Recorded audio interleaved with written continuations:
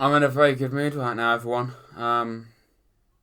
Yeah, excited, excited for this video.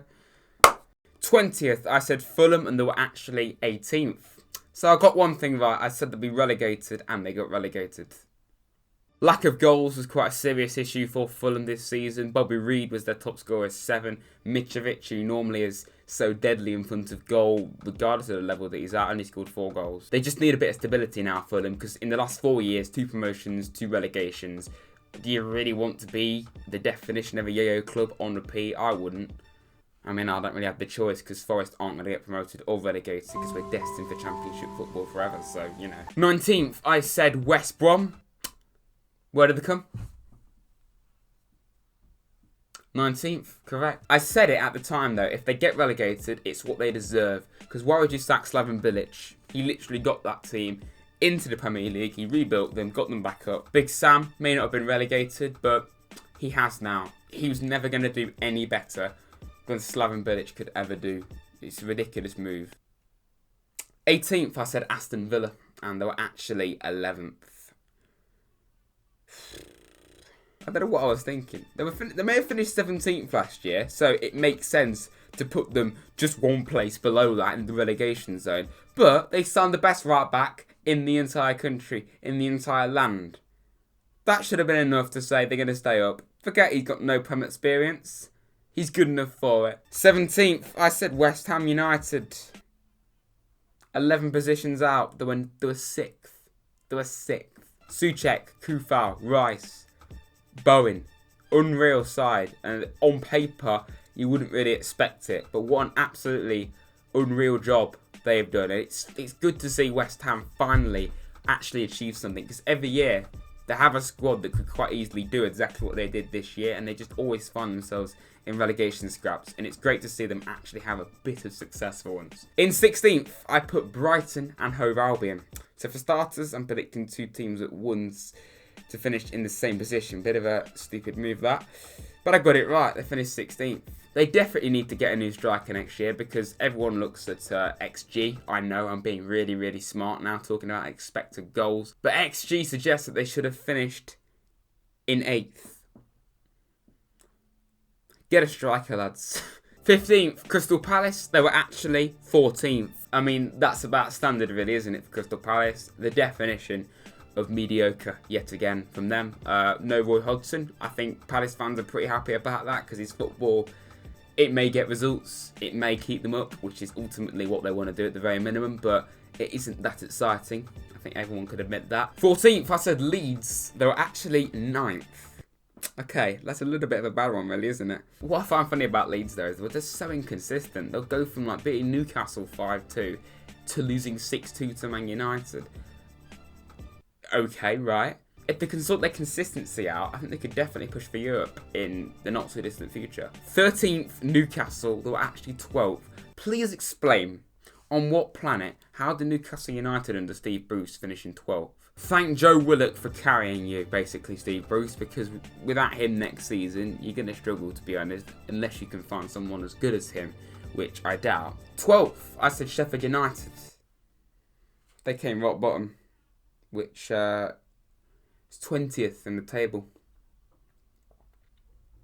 I think last season was a bit of a miracle, really, for Sheffield. They had momentum, they had the fans behind them, there was a buzz of being back in the Premier League, finishing 9th. But when they came back from lockdown, they may have been better than what they have been this season at the tail end of last season without any fans. But even then, they weren't quite the same. They lost like their first 3 games after lockdown. They have got a good squad for the Championship though, so I could see them bouncing back. 11th, Burnley. They came 17th. I mean, what do you expect when your main signing is Dale Stephens, and that's like your only signing you made the entire window? But yet again, even though Burnley quite seriously needed investment, Sondheich has somehow kept them in the league. What a bloke, what a manager.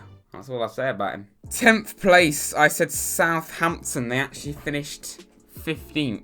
I'd say Southampton are one of the biggest underperformers of the entire season. Not just in the Premier League, all divisions. Because they were unreal in the first half of the season. They were truly going for the Europa League. What the hell happened the second half of the season? They were just diabolical. They looked like relegation fodder at times. 9th, Everton. They were actually 10th. I'd be really disappointed if I was an Everton fan about that, because they were looking like they were actually going to have, finally, a real good year. Maybe even get the Champions League. Probably weren't going to do that, but they were top at the start of the year as well. I said 10th is really, really poor. They should have done way better than that. They had such a good team. Rodriguez, Calvert-Lewin, Richarlison. Godfrey's been an unreal signing for them. Digne. They've got so many top players, and I don't know how they finished 10th. Well, I do actually. Their home form was dreadful. The 15th worst home form in the league. They lost to a lot of sides like Fulham, Sheffield, Burnley, Villa. Lost to all those at home. Teams that arguably, maybe not Villa, they should have been getting results against. 8th, Leicester City. They were actually 5th.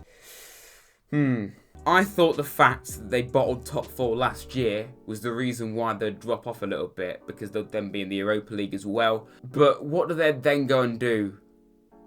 They bottled top 4 on the last day for a second year in a row when it was in their own hands. I think winning the FA Cup was definitely a way of making up for not getting the top 4, but they should have got it. It's as simple as that. 7th, Arsenal. They were actually 8th.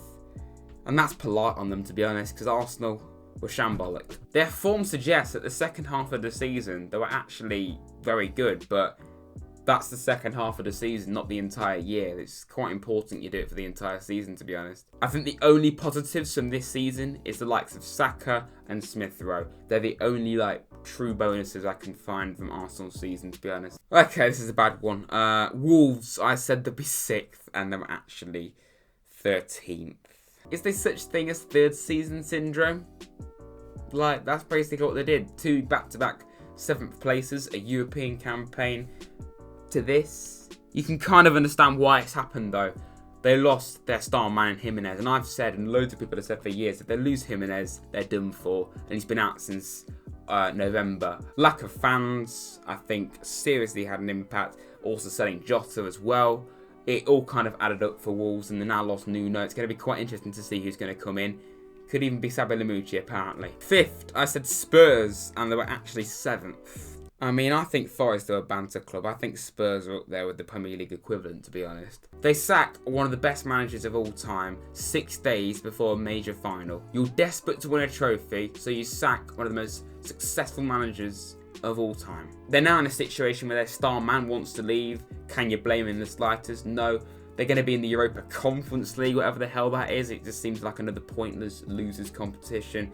And Eric Dyer thinks he's a footballer, and he just isn't. 4th, I said Man United, and they were actually in 2nd place. I actually underestimated them. I think Ollie has proven a lot of doubters wrong, to be fair to him. I think they definitely do need to sort out their midfield next season. Fred's been quite mediocre. I know he's got a lot of stick at times this season. James Garner potentially could slot into that midfield. Only I'd rather him not. You know, come back to the banks of the Trent, potentially, James. 3rd, I said Chelsea, and they're actually 4th. The fact that they were 10th when Lampard was sacked, not even that long ago, and they finished 4th. They got to 2 major finals.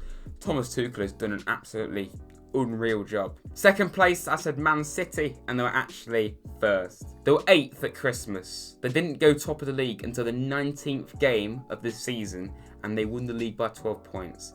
Talk about a comeback. That's unbelievable. And forget the fact, they bought the way there. If they bought the way there, why weren't they top of the league in the first place? The fact that they came back from having a really slow start, and a very slow start. The first half of the season was really mediocre for them.